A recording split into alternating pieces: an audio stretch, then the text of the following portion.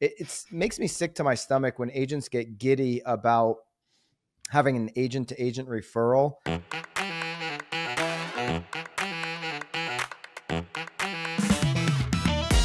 If you're not getting educated about local and national real estate news, market conditions, more lawsuits, RESPA, the economy, Jerome Powell, who's breaking news right now, you're doing yourself and your client base a disservice. This is the Knowledge Brokers Podcast. I'm Tom Toole here with Lisa Chinatti and little B, Byron Lazine. And we are talking about, we've got Jerome Powell. This is an off the rails pod already. It's great. Dead. Come on. So we've got Jerome Powell speaking right now. We're going to break that down at the end. He's breaking news at their Jackson Hole retreat. What a nice place the Fed gets to go over here. They're at Jackson Hole. They're living it up. We've got a Wall Street Journal article that I think is very telling with the headline that nobody's buying home, nobody's switching jobs, and America's mobility is stalling. But first, we're going to talk about something that came out a couple weeks ago, and I really want to get Lisa's take on this, and she is the portal expert here of the three of us, that CrossCountry Mortgage, they were accused of RESPA violations and kickbacks at the beginning of August. 6 separate suits accused CrossCountry of paying Raleigh Realty $15,000 per month for exclusive client referrals. And there's a text message here that said, the short of it, I think we can probably get a screenshot and put it on the pod here. I know Byron and I were talking about this, that stop referring business to your friends. These deals need to go to CrossCountry. That was kind of the gist of it. We'll get the exact language here. We'll post the text that's in this. We'll actually have the text. Yes. I just want to give for the listeners here. And so Lisa, I want to get your take on this first, because this was $15,000 a month in 2021 for exchange of exclusive client referrals. And they feature screenshots of messages sent by the brokerage's president instructing agents to stop sending clients to competing mortgage lenders. That's obviously there's RESPA is an issue here. What do you think about this? Because I know there was some talk about it when you visited Realtor.com. There are co-marketing agreements that are across the industry. What's your observations here, Lisa Portal Queen Chinatti?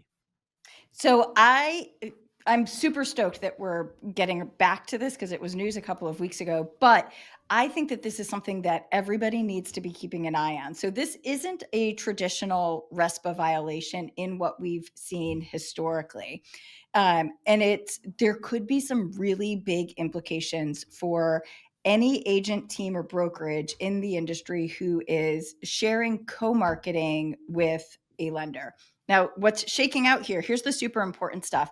This wasn't just like in historic RESPA violations, we've seen it where the lender or the title company or whatever was literally giving money to the real estate agent or paying for events for the real estate brokerage, for the office, whatever it was that was shaking out.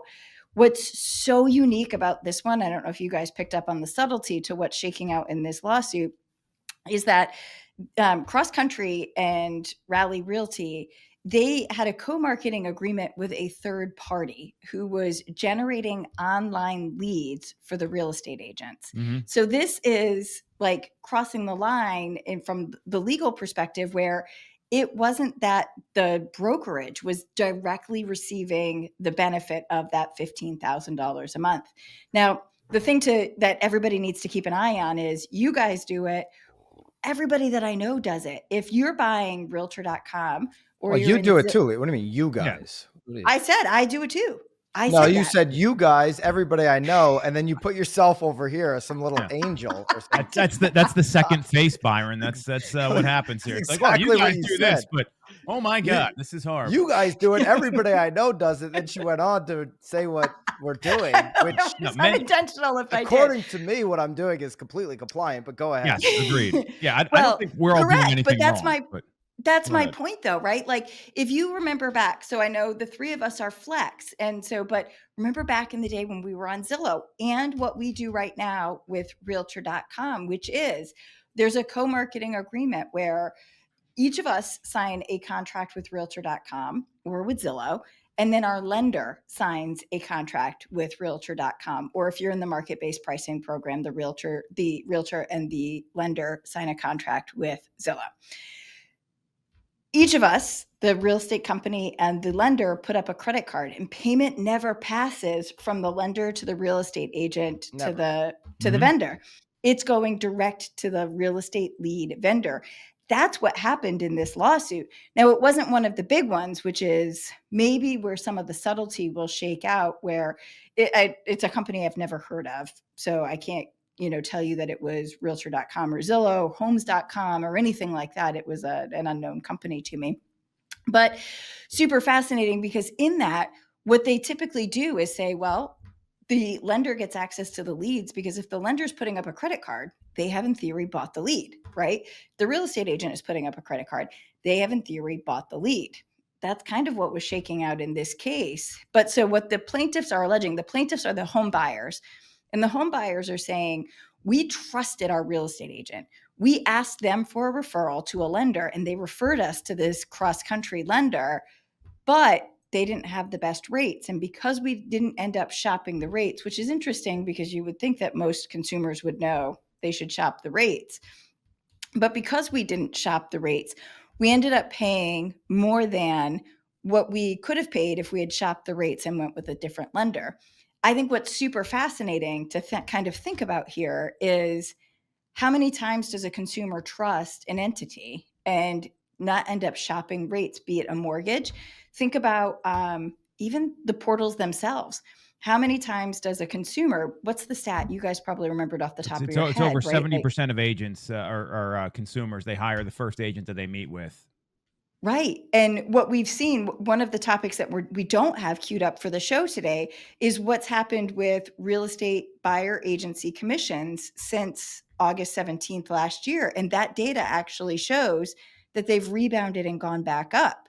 Right. And so those consumers who trust the portal to refer them to a great real estate agent, could they be making a similar claim eventually later on by saying, because think about what, especially with Flex, Zillow's making a portion of the commission, right? So there's so much that could be shaking out with this lawsuit that I think we all kind of need to be keeping an eye on, because it could have really big implications. Now, some of the unique stuff, the text messages, I hope you guys post the screenshots. Can I read the text message? Egregious. I just found it. So yeah, you ready here? Send it to Bobby too. I already did. It's already done. One step ahead of you.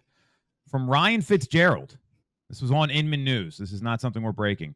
Every time you guys recommend your friend's lender, it is taking money out of the company's pocket. Everything goes to Corey Walker, please. I cannot stress this enough, that if I see you recommending your friend's lender instead of Corey, I cannot keep sending you leads, because at that point you're taking money out of the entire company's pocket.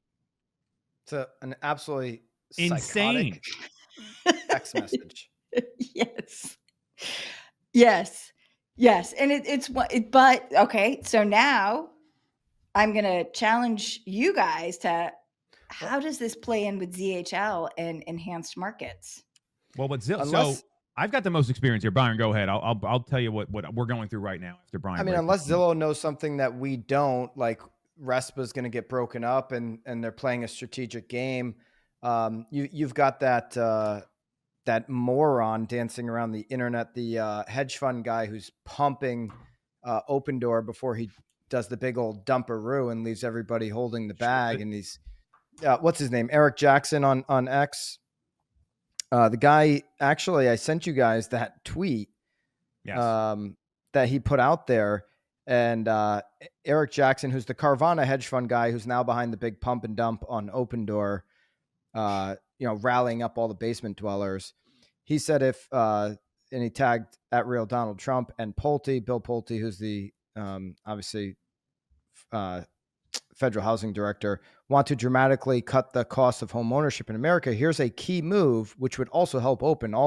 He just spews on Open all over the internet all day long. And he writes, kill RESPA.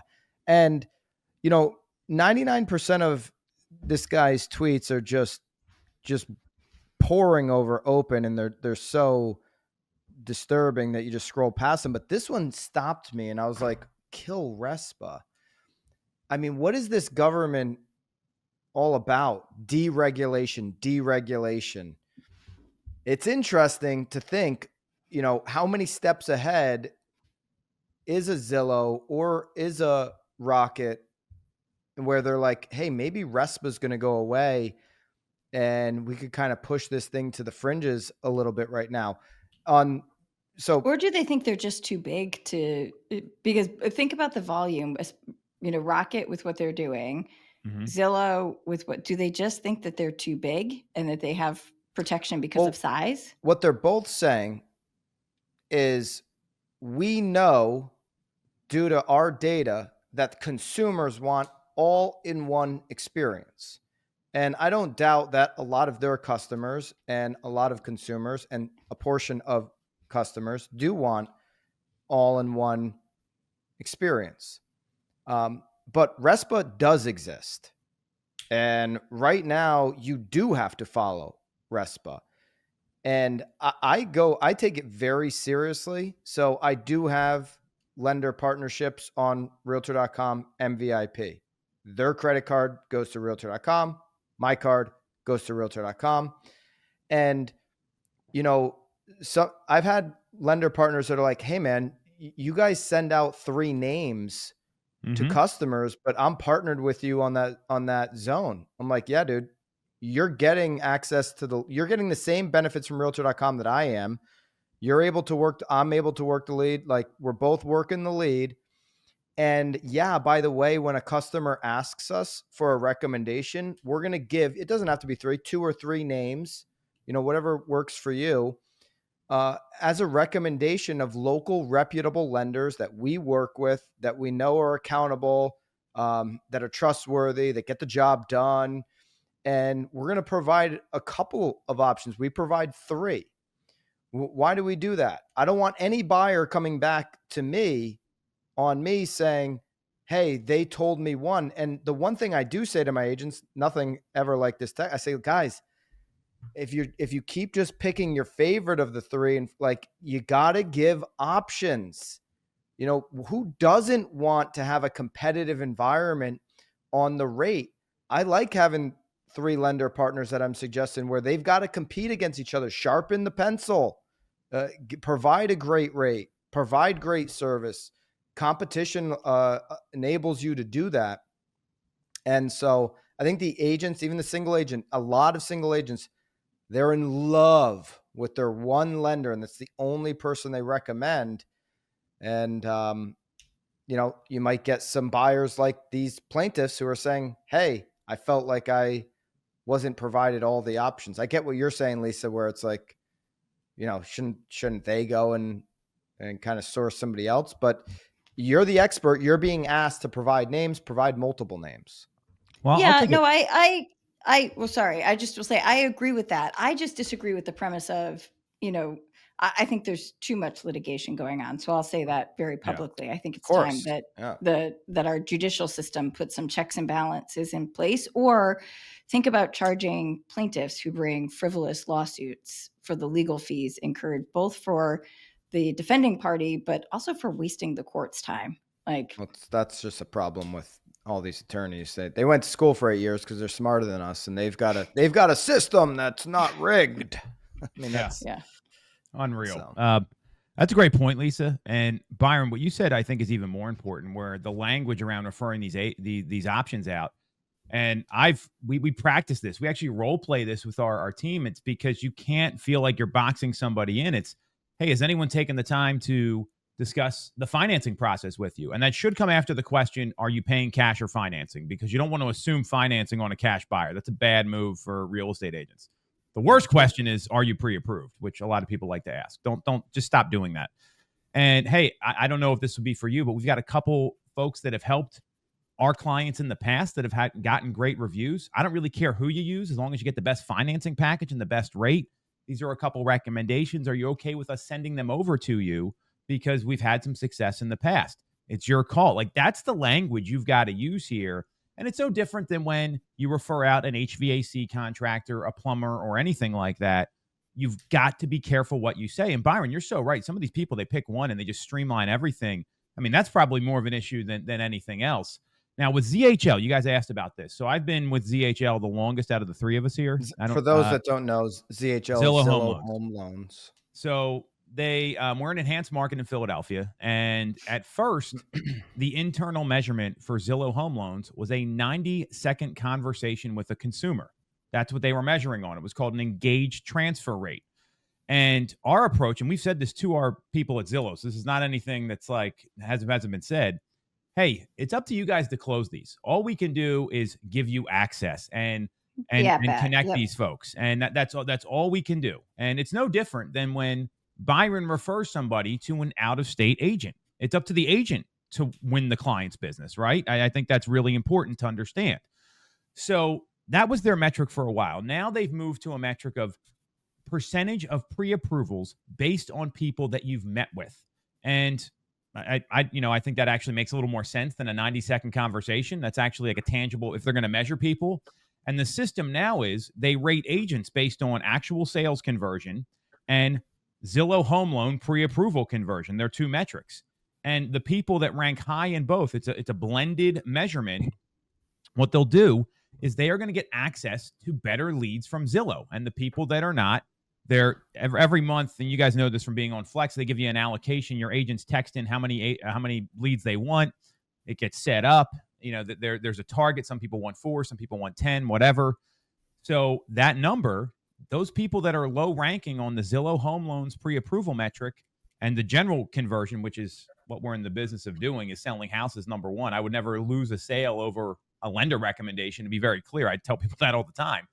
Then they're going to get deprioritized. They're going to kind of get what's left of the leads. So they're looking at it the same way. I think it's not that much different from this, but the difference is Zillow's the one, procuring those clients in the first place. So I think that may be where there's some gray area here. Zillow's ability to market home financing products to a lead that they generated. I know a lot of agents are like, they didn't generate the lead. It was my listing. No, they did. It's their portal. It's their brand. Or did they come through Zillow? That's simple.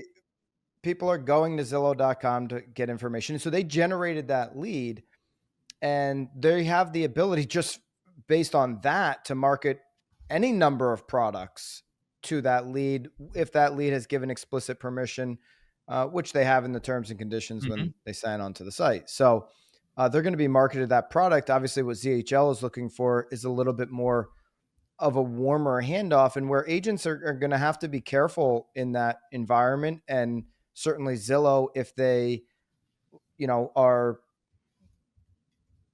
and they are focused on being RESPA compliant, where you're going to have to be careful with that, like, latching on to the trust that's already built with the human and kind of cashing in on that trust is giving the consumer awareness of all the options, right? ZHL is an option to keep everything into one place. It's a really attractive thing for a lot of customers to have, your closing documents in one place, all your search history in one place, your loan documents, the whole full circle inside the Zillow Super App is very attractive to a lot of customers, but not telling them about the possibilities of what else could be competition on rates is disclosing information. And I think agents need to be careful with that. And Tom, you said something interesting about the referrals.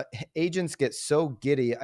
It makes me sick to my stomach when agents get giddy about having an agent-to-agent referral. You see these Facebook groups and oh my God. And the comments, geez, it's like, 18-year-olds, their first time in a strip club, just going bananas. You didn't just say that. You didn't just say that. That's a very accurate comparison. Well, and the worst part is, Byron, is on those groups, there's people responding like right away. You know what top producers and busy agents are doing? They're meeting with clients like and not sit. Yeah. And they're like, oh, you got to use this person. You pull them up. They sold 3 fucking houses in the past 12 months, and everyone and they got 40 recommendations. When I see that at 5 Time, I just screenshot the MLS. Like, hey, you can either choose to work with the best or somebody else. Anyways,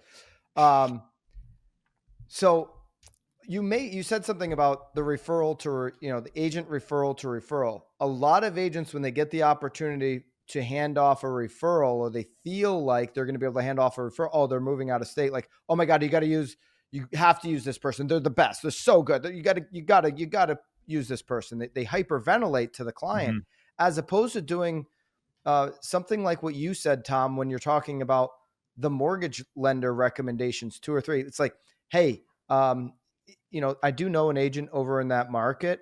I can't guarantee their result. I can't guarantee their results.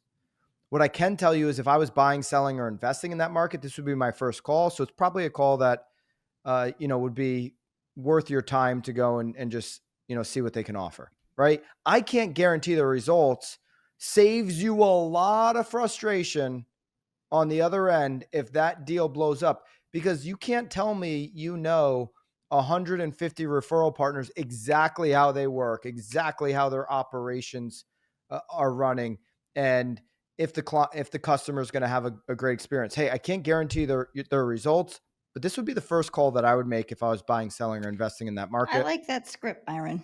Yeah, I that's wrote a great that one. down. That's how good that was. I can't guarantee their results, and it takes you off the hook. Off the hook.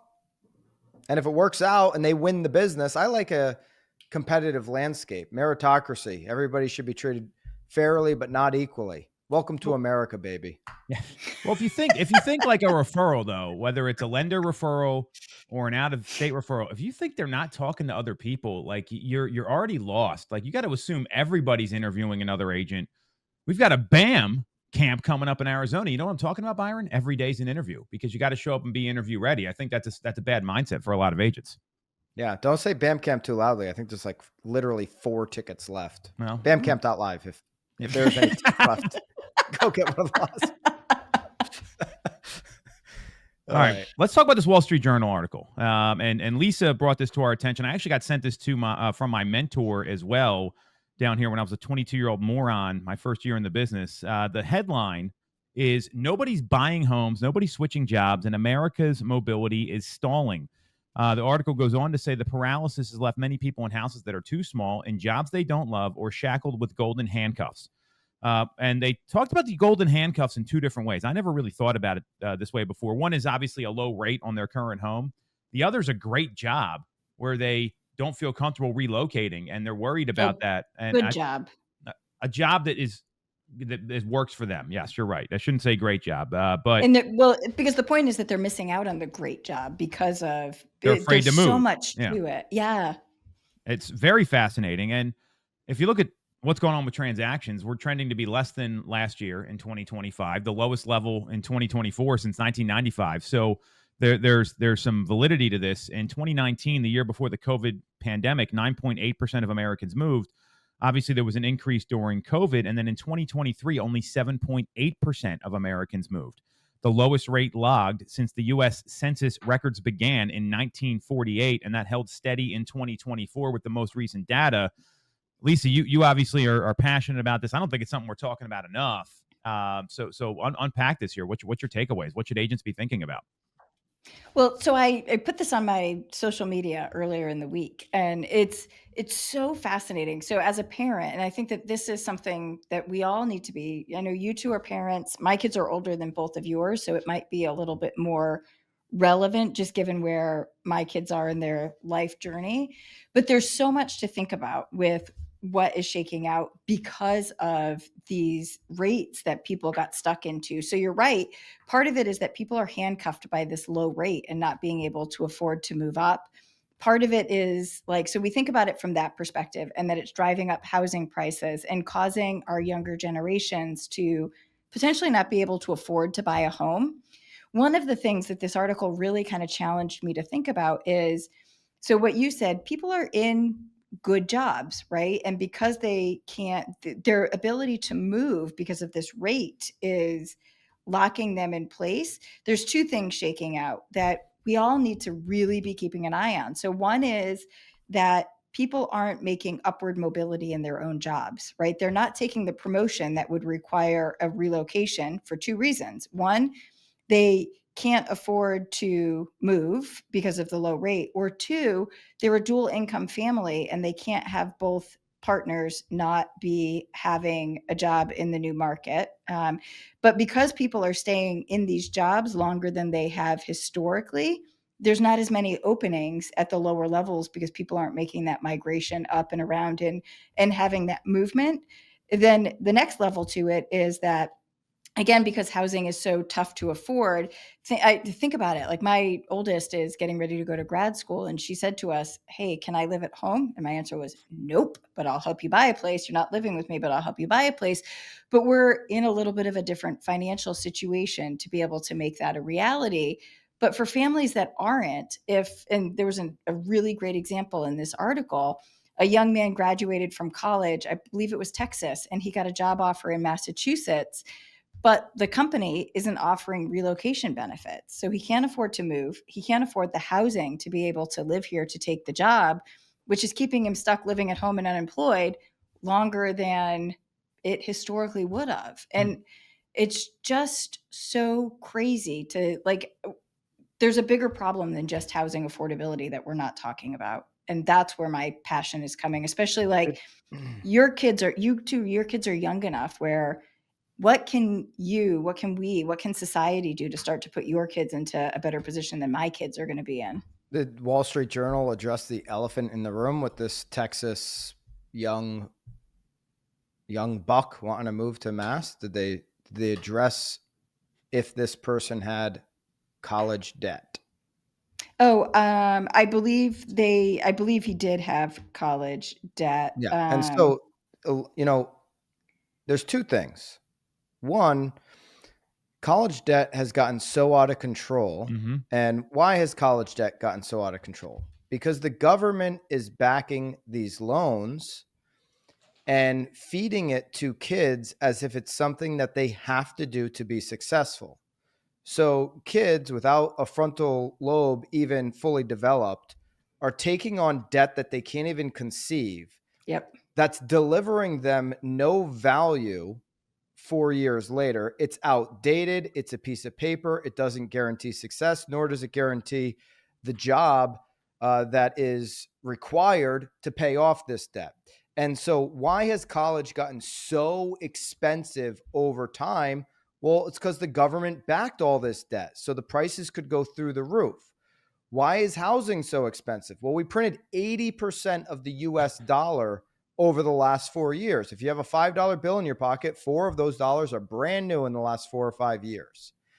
And so this is a problem when the government, and you could even argue that home prices are elevated because of the U.S. government's backing of home loans. Okay. Now, I think at least if you're buying a home, you have an asset. If you're going to college, you don't have an asset. So an argument could be made that if we're going to back one of those loans, from a government perspective, and it looks like Fannie and Freddie are going public in November. We'll probably chat about that more as we get closer. But if you're going to back one of those, you'd back homes all day long versus college debt. And so, I think when this person from Texas is moving to Massachusetts, and Massachusetts is grossly overpriced because the Northeast is high regulation. They don't build. Massachusetts is a very uncreative state. And sorry, Lisa. And this guy's moving from Texas where there's actually affordable homes and looking at Mass, and he probably doesn't want to have a roommate, and he's got college debt, and he realizes, well, if I go and rent my apartment because I'm just going to be a slave to my bills. There's all these TikToks out there where it's like Gen Z doesn't even see money.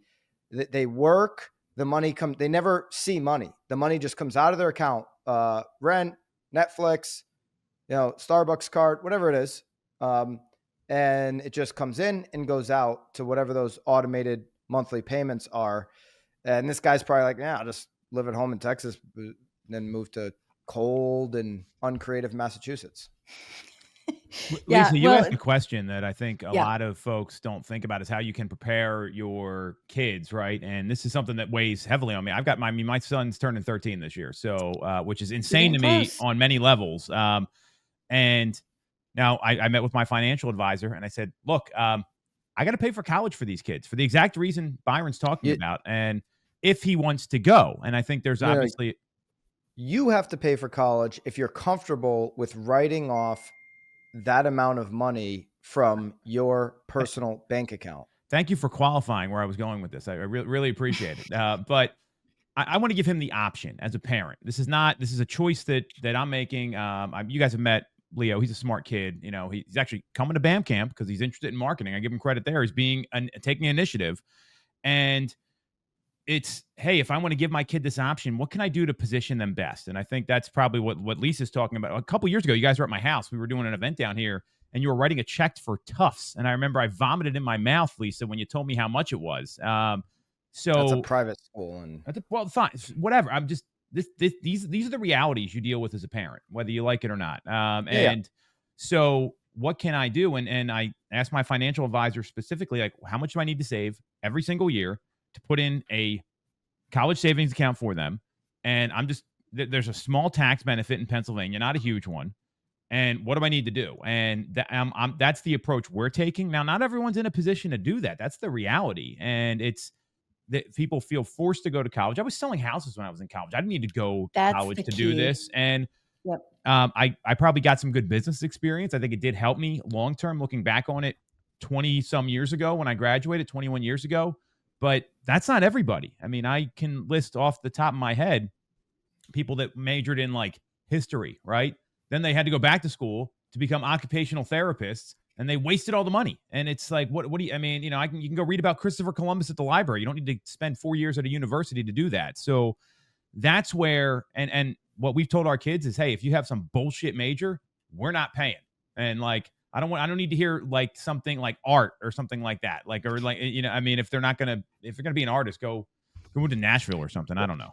Watch the prices of these universities and colleges plummet the minute you stop backstopping the debt from the government. Okay, why does inflation happen when the government gets involved? Things inflate. People wonder why we have inflation. We printed 80% of the US dollar.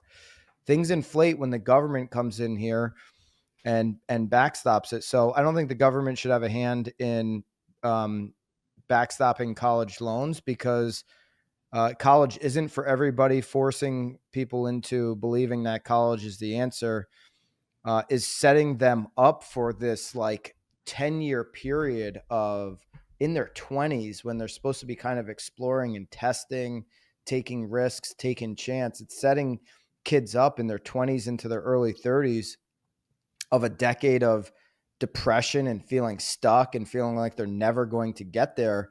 And it really starts with a couple things: the way we're setting them up to go to college, and then the way the majority of the public schools across America, which are designed to support obviously teacher unions and not children, are speaking to these kids, and guidance counselors who have no applicable skills in the real world are telling these kids to go to college. Nothing worse than a public school guidance counselor. I'm sure there's about 5% that are probably pretty good. 95% of them have no applicable skill in the real world, and they're just telling kids, you got to get ready to apply for college. Like all year, they're a taskmaster. AI could remind them, get rid of these people. And they're setting kids up for failure. I think one of the other issues, though, is I'm going to push back and say that business owners have just as much culpability in this. Are you I kidding? think we need to. Business owners are what keeps the freaking country moving. That's an insane statement. I disagree with this as well. I think business owners need to be putting out more about the opportunities that exist without a college degree. I don't think that that's done enough. Like, how many times do you go into... Okay, business owners do everything already. Now we got to do that too. I mean, business owners already do everything. You know, usually most job postings have this listed, Lisa, where you need a college degree or not, because I know at our company, we tell people, hey, you don't need a college degree. How many young people know to go and search those job postings? Like, how much more are we going to do for these people? Like, are we going to wipe their ass for them next? I mean, yes. Like, it's, I mean, we're not showing them how to read. No, Lisa's got the hands to do it. I mean, she can do these. Those are ass wiping hands for sure. I feel like as business owners, we need to be doing a better job of communicating out that, like, would either of you hire a marketing person without a marketing degree? Yes or Yeah. no? Depends on their But experience. how many? Okay, Yes. but like, are you broadcasting that? No, right? Of Like, course I am. I don't put, I never, I mean, broadcasting, not advertising when you're specifically looking to fill the job. Are you broadcasting and putting out content? You've got like this huge platform. Are you putting out content that says like, hey, what are all of the options in the career paths and the earning potentials that exist at your company for folks that don't have a college degree? I never look at resumes or degrees. I mean, we're interviewing But right how now many for, people know that? I mean, I guess I'm not, to your point, I'm not screaming it at the mountaintops, But but that's what we need to be doing if we're going to solve okay. this. I already I have mean, that you job can, filled. I mean, What? Bobby could jump into this right now. He's on the back end, and it's amazing how many people we're interviewing for another editor at BAM. It's amazing how many, when you just put, it's ridiculous. The amount. You're putting out an ad and you're getting people that fulfill 2 of the 10 steps or 2 of the 5 steps. Bobby helped me hire Garrett, who does my video now, hence the better quality. And same thing. I remember saying to thank you. I remember saying to Bobby, like, dude, like, you gave me the exact steps, and the number that actually went through all of the steps was very small. Very small. And they're not hard steps. For context for everybody, we're hiring a video editor at BAM. I ask for this person to just clip out 2 clips from any podcast on our channel, and I give them the exact clips that we're looking to emulate. I also ask, can you record a 3 to 5 minute Loom video, just so I can understand your thought process on this? You have 2 days, which is ample time to do so. Of all the applicants I've got back, 1 person has done it completely. Everybody else has kind of been like, not done the Loom video or just not read the Google Doc. Like, it's ridiculous. It's crazy. When I read this article from Wall Street Journal, I just like, I go back to we're teaching kids the wrong thing. When Bobby and I connected, I did scream it from the mountaintops. I guess at that point, I put out a post on what was Twitter then, now X. D-Rock, Gary V's video guy at the time, retweeted it. Bobby and I were on a phone call a half hour later. Now I had a whole bunch of leads from that Twitter post in my direct inbox, 12, 15 leads. Only one of them was resourceful enough to get me on the phone that night a half hour later, drive from Long Island within 48 hours to Connecticut to do face-to-face, pitch himself and do all that. And we're teaching kids to wait for, a company to relocate you and give you a nice perk package. Go get it. I mean, I understand it's harder now than it's been because we printed 80% of the dollars in the last 4 years. And because we now have multiple decades of inflating debt on young people through this college scam that is now into the trillions. And if you look at the chart, I've shared them on the hot sheet. Maybe Bobby can pull it in the hot sheet slides. The chart is off. It's through the roof on kids just saying, I'm just not going to pay that debt right now. And they're killing their future because that goes against their credit.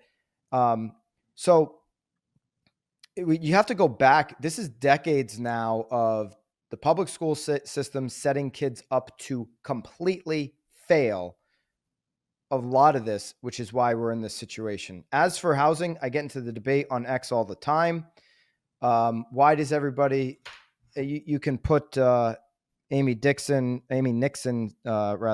tweet. I mean, really, Byron? Freudian we know where Lisa's mind goes. Like, literally, like. So Amy Nixon, who is a housing doomer on X, she goes at Texas Runner DFW. She's a complete doomer. She posted on X, everyone is obsessed with rates. We should be obsessed with prices. I said, prices are where they are now. The U.S. government printed 80% of dollars in circulation in a 4-year span. You got 40% of homeowners that own their house with no debt. They're not just going to drop their price because you think prices are too high. So rates should be the focus. It's the practical discussion. If you want affordability in the near term, It's not going to come through some 3-year building plan, and all the builders are going to flock to the Sunbelt states where you already have 10 months of inventory as it is today. They're not going to go to the Northeast. So enough with this parading around that just pouring inventory onto the problem is going to be the solution. The only short-term solution to solving housing affordability right now is getting the rates in a position where people can start to make sense of getting back into ownership. And fortunately, today, while we're recording this, breaking news, Jay Powell signaled that that might actually be the case come September, and the market's going crazy. Yeah, the Dow is up 800 points, and he gave a tepid indication, according to CNBC, of possible rate cuts ahead, as you know, noted the high level of uncertainty that is making the job difficult for some of these policymakers. And some of the direct quotes, he said that there was the central bank leader cited sweeping changes in tax, trade, and immigration policies. And the result is the balance of risks appear to be shifting between the dual mandate of full employment and stable prices. He went on to say that when he delivered his keynote, the unemployment rate's still low. Conditions allow us to proceed carefully as we consider changes to our policy stance. Nonetheless, with policy in restrictive territory, the baseline outlook and the shifting balance of risks may warrant adjusting our policy stance. I mean, I don't think this is a surprise here. If you looked at the CME group and their predictions, I'm curious where they came in today. I mean, I know earlier in the week when we did our radio show, they were coming in. They're 79, 80%. Yeah, now they're at 89.2. Yeah, so this is shot up. The market is going bonkers right now. So we're recording that. It's 10:56 Eastern time on Friday morning. I don't know what's going to change the rest of the day as this pod gets posted. But right now, the Dow's up almost 900 points. It's 2% on the Dow. The S&P is up almost 2 points, and NASDAQ's up 2 points. So the markets are going crazy. The bond market, you're seeing a 10-year now come down to 4.26. We were almost up. We were up to 4.34. So this is almost down, a tenth of a point here on the 10-year. Anytime we get down into these 4.2s, sitting at 4.2458 right now on the 10-year, you typically do see us scratching a new year-to-date low, which according to Mortgage News Daily happens to be 6.53 right now, which was about a week and a half ago that we hit that number. You could hit that number going into the weekend here today off of this news. And so finally, Jay Powell, who's feeling the pressure from all angles, for the first time since 93, you had two Fed members go against, the vote. Those minutes came out this week. And you also had somebody resign after the last meeting. So you're going to have, Trump's going to be able to appoint somebody into that seat. So you're going to have three that are, he already did. You're going to have three that are on the side of cutting rates. And Trump today, while we were on, this came out 34 minutes ago, says he'll fire Fed Governor Lisa Cook if she doesn't resign. Of course, Bill Pulte, federal housing director, has, been going after her all week because they found allegedly mortgage fraud that Lisa Cook had a home in two different states and claimed them both as her primary. That's like the new way to attack political opponents. It's a secondary home is what you want to do. Fraud. That's bad. Yeah, so she had a secondary home. She claimed them both as a primary and whatever the case may be, but she's a Federal Reserve governor, Lisa Cook. Trump says if she does not resign, he will fire her. There's some belief that he can fire these governors, but there's really not much belief that he can go ahead and fire Powell. Powell is, he's in a weird spot because Congress, even both sides of the aisle, is kind of all over him. He has a fractured committee. He doesn't get voted in. He gets appointed by one person. Ironically enough, Trump is the person that appointed him back in his first term. Biden kind of reaffirmed him. And then now the person that originally appointed him wants him out. So the pressure is mounting on Jay Powell. And finally, in Jackson Hole, he has cracked that pressure signal to the market that there will be a September cut. It should be a 50 basis point cut, but what does CME Group says? Does it say 50 or does it say 20 prices? Just 25. But then you look at the October odds. Now that's again 45 days later. The next meeting September 17th, so we still got 26 days. The October odds are that we have a 49% chance we're at 400 to 425, which would be 25 less, and a 45.8% chance we're at 375 to 400. So looks like they're forecasting, at least in my view, and then the December odds, there's a 38.9% chance we're at 350 to 375. So they are forecasting more than one cut. I just don't think it's going to happen right off the bat. I think they're going to slow play this year, Byron. JP Morgan says we're going to get a cut in September and then 4 more cuts before the end of the year, which means some of those meetings would have to be, 50 basis points, cuts, which is high. And so JP Morgan's basically saying, hey, the job data that's going to come out is going to continue to get worse, because that's what's going to be the biggest driver here for the Fed to make a move. Logan Mohtashami from Housing Wire has been on the pod, a couple of friend of the pod, and he's always been a proponent of just watch the labor as labor starts to weaken. You have now 4 months in a row of residential construction employees. That number is moving down. And every time that number moves down to a sustained period of time, a recession follows. So Fed now admitting they have to act. I think this is, a little late, which is why I would go 50 basis points here in September. They were late to act to inflation, which remember Jerome Powell thought it was transitory. He's in a tough spot because he is battling the thought that inflation could move up off of the unknowns of tariffs, which we haven't really seen in a huge way yet. But now finally in Jackson Hole signaling, he did it last year in Jackson Hole, but that was kind of an election gift. This time now more reaction to the reality that's happening in the market. Yeah, I mean, for the agents that are listening, I don't know what you guys are seeing in your market. We've had Byron. We talk about this regularly. We track our sales and trends, and we're all in the Northeast, but even our markets operate a little differently. Seeing this and knowing that we've got 90 days basically left in the year, because once you get past November 15th, you're fiscally in the 2026 calendar year for anything you book.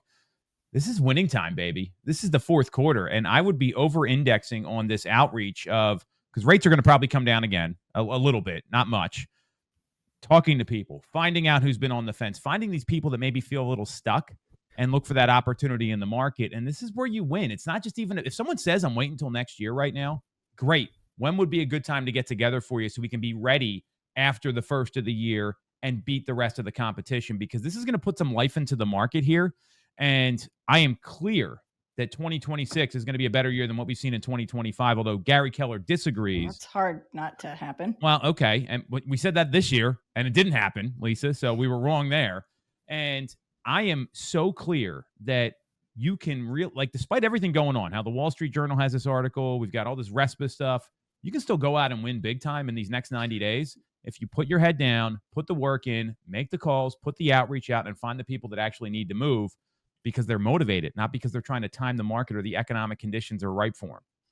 If rates move down sustainably into the mid fives, this Wall Street Journal becomes less of a short-term problem. There's a long-run problem, but there's also the further you go into 10 years, 15 years out, you do have a lot of boomer inventory that'll free up, which will be interesting to see how that plays out. But right now, you want an answer to what the Wall Street Journal is identifying as a problem. It's all rate contingent in the short term. I can find 1,000 people to identify problems for me. I don't know that I agree with that. I'll let you take it to end the pod, but I don't know that I agree. No, go with ahead. That. Go ahead. I just, like I said, I think it's a bigger problem than just rates and housing. And I think that there's, there's no question. But it's not driven by rate. Like, I think that there's some societal shifts that need to happen. Like, thinking back, like I'll just revive the conversation a bit. Like, if we go back to how do we get our young people interested in things like the trades? If we have more trades people coming in, does that start to help the inventory squeeze? Is part of our inventory squeeze that we just don't have enough people in the trades to keep up with the demand in a timely manner? If we have more people in the trades, does it pull down the pricing of getting that labor? Like, there's so much that's tied into. I agree with all of this, Lisa. I've been talking to trades for years. I am even with you on how we've seeked out education a much different way than, traditionally. I think you guys went to college. I didn't go to college, but in our business, we've seeked out different forms of education. And I'm a huge proponent of all of this. What I'm talking about on a fix for what Wall Street Journal is saying in the short term can only come from rates. Freeing up mobility for Americans right now is dependent on interest rates, going from roughly 4 million I disagree. existing home I sales disagree. to 5 has to come with the rates. What we're talking about with the education stuff, you got to break through decades of and layers of these No doubt, but these public schools poisoning children's minds throughout America. That poison is running deep. It is. You have 29-year-olds running around thinking that they were sold some type of dream to go to college or straddled in debt. And you got a lot of people supporting supporting teacher unions in these schools that are still pumping the same nonsense today as school starts across America. No doubt. But I mean, that's part of it. Rates are part of it. The other part of it is the need for dual income. Like if you go back and read the article in depth, you'll see that. So while we talk about 9.8% movement rates in 2019 versus I think 7.3 in 2023. If you go back to the 50s and 60s, it was 20% movement rates. But what was one of the big differences that was shaking out there is that most families weren't dual income earners. And so there's a dynamic shaking out in that respect as well. There's so much, it's so broad, and it's rates don't fix it. I don't even think in the short term alone. I think it's a far bigger issue, which is requiring, like I said, I think it requires a lot of conversation about why do you need a dual income earner today? Because we inflated all this college debt by the government backing it. That's how this has gotten so expensive. It's been free money. And then you had all these teachers and brilliant minds demonizing a stay-at-home mom. Okay. So you didn't have dual incomes then because you had a stay-at-home mom and you had another, the husband going out and working. That's been demonized over years, Lisa. Well, so as a former stay-at-home mom, I don't totally agree with you. I think, and, working that straddle and, still kind of keeping, my one toe in that kind of life, because that's a lot of my past life friends are stay-at-home moms. I think that some of it is that with only one income, not driven by rates, not necessarily just housing, but what we've done as society with the ability to afford the vacations, the iPhones for our kids. Yeah, you can't do it without two incomes. Lessons, right? But that's not fully driven by rate. That's driven by some other societal stuff where it's like, thinking about like, how do you take education out of the picture? Sports, right? Take family vacations. There's so much it's a bigger problem than I think we're really thinking about. There's some other things here too that I don't think people are looking at. That you talk about public schools and all that, but you know what they don't teach in public schools? How to balance entrepreneurship. Yeah. How to balance a budget, how to write checks. Like I know this may be foreign to some people. There's no personal management. It's my kid, my son, he's in Boy Scouts, right? One of the merit badges is personal management. They show you how to do all this stuff. And he has to go outside of school to another activity that costs money, to your point, Lisa. And this is then like, I'll see this on the transaction side. You see these people buying these houses and I'm like, my God, they have no money, like literally every cent's going into the house, and people aren't saving, right? They don't have savings plans. Some of these younger generations, Byron, they prioritize things like trips and experiences and don't save any money, which that's a personal choice. You can do whatever you want. We haven't taught it. But you don't teach that, right? I never did any of this shit when I was that age. I was working and selling real estate.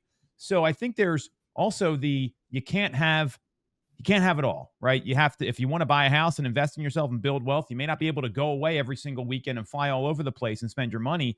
And there's some values that some people don't have that maybe weren't passed down. I mean, that comes back to the parenting, and there's a lot of problems here to unpack. There's so many people that have been misled. Take Grace on in this Wall Street Journal article. 25-year-old makes $22 an hour as a social worker at a government contractor in Orange County, California, where she graduated with a fine arts degree from California State University, Long Beach, back in December of 23. She hoped to find a job in marketing. Well, why do you hope to find a job in marketing when you have a fine arts degree? That's exactly what I talked about.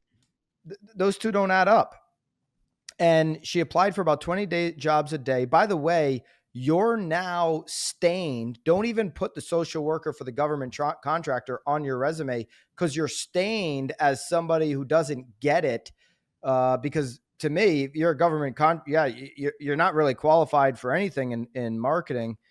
And so, as opposed to this person being pushed into, this fancy school in California for a fine arts degree, I mean, she could have been an electrician and make $250,000 a year, literally. Mm-hmm. Yes. A well-run trades business can be super profitable. And I know a number of people that have done this because, it's not sexy. It's not fun, but that's where you make money in any career. It's no different than real estate, right? There's the agents that want to have made it not sexy. Well, I think it's sexy. I mean, I don't know. I'm an ugly motherfucker, Lisa, but that's not the point. So it's Tom thinks it's sexy. I mean, everybody buys him a watch. So I mean, I'm not saying to humans. I'm saying like it's interesting, right? Like think about you guys. We're all close to the same age, right? And something that I'm super passionate about within the company is like, how do we teach our kids?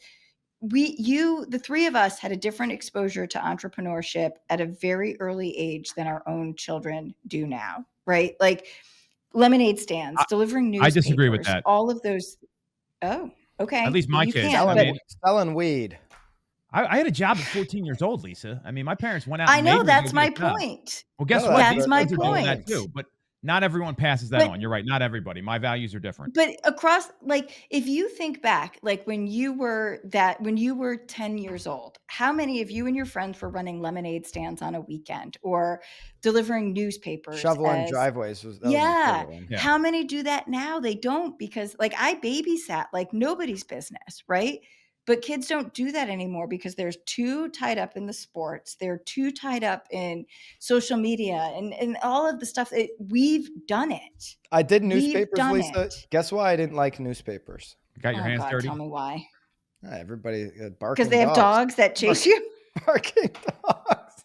I hated get bit by a dog. That ever happened? I hated the. Oh, of course. But like, how many newspapers even get delivered anymore? Well, no, but back then it was that. I mean, everybody got a newspaper back then. I know, but that's my point. Like some of those things, like when you ran a newspaper route, it was actually teaching you entrepreneurship skills, right? You had to get up, you had to do the work, you had to collect the payments, you had to make sure that after you paid for the newspapers, you still had enough profit. Like it was subliminally teaching entrepreneurship that we don't teach we didn't replace it as a society. Taught me not to have a barking maniac dog. But it also look at what you've built. I don't know. Yeah, yes. Byron's daughters are the only kids in their class that don't have a dog. It's absolutely right. Only children in the entire class without a pet. Yeah, my Instagram story today is just for you. Oh, I'm teaching, I know, and I'm not sharing it because I wrote a caption 3 times. I'm like, I'm going to get like unfollowed here on my caption. I'm teaching my kids by not having a pet. You wait for good things. And if they're, 18 or 21, I didn't have a dog till I was like 16, so I actually do get that. But I think there's a lot of people at fault here. It's not just that. I think parents need to take a look in the mirror and see what values they're teaching their kids. I mean, I'm a big believer in that. And, no doubt. And it's not just the schools because. Yep. I mean, I went to a all boys private school. So if you don't think there was pressure to get into like a good college, like these kids would compete. Like, hey, what'd you get on your test? And like, I'm like, all right, guys, like I don't really care. I passed. I got like a B. Like it was fine. I'm taking physics. I want to go into business. Like it doesn't matter. But like that's the kind of environment it was in. And I mean, there were some kids that applied to like 20, 30. Look at this. It's yes, Byron exactly. Here talking about newspapers. It's my kids watch The Simpsons all the time. By the way, it's fantastic. Norwich Bulletin and New London Day, 2 of the oldest newspapers in the country. Oh, guys, it's late. It's 11. I don't even know what I was talking about. But let's wrap it up. Grandpa Simpson threw us off there. Hey, we're have a great weekend. I don't think we're gonna have a pod next week for Labor Day weekend, so we're taking a little mini Knowledge Brokers break here from next week. We'll be back right after Labor Day. So hope everybody has a great weekend. Hopefully in 2 weeks we'll have indication that they're definitely cutting the rates. Let us know what you thought about this pod down below. So. Winning season, ladies and fellas. Fourth quarter, go get it. You've got a CRM for leads. Great. Don't want that to go away. But what about your clients? Most agents drop the ball after the deal. That's why they're called past clients. There's real money is in the referrals, the repeat business, staying top of mind for a year, making past clients actual clients. If your follow-up is just random check-in or a happy home anniversary, you're invisible. That's why my team uses Mosaic, and that's why the Mosaic team just made it available to all BAMX members at no additional monthly cost. Mosaic is a high-touch client experience platform. It picks up where your CRM leaves off, personalized property search, offer comparisons, real-time transaction timelines, automated homeowner reminders, equity updates long after the closing. This means your clients feel supported with you without duct taping 5 different systems together. And here's what makes this deal insane. Mosaic is normally $150 to $250 a month, but BAMX members, you get full access included in your $97 a month membership. If you're doing the math, that's like us paying you $150 every month just to stay ahead of your clients, just to keep your clients clients. Spots are limited by market for Mosaic. Some are already full. So if you're in a competitive area, go claim your seat now. Go to school.com/BAMX or hit the link.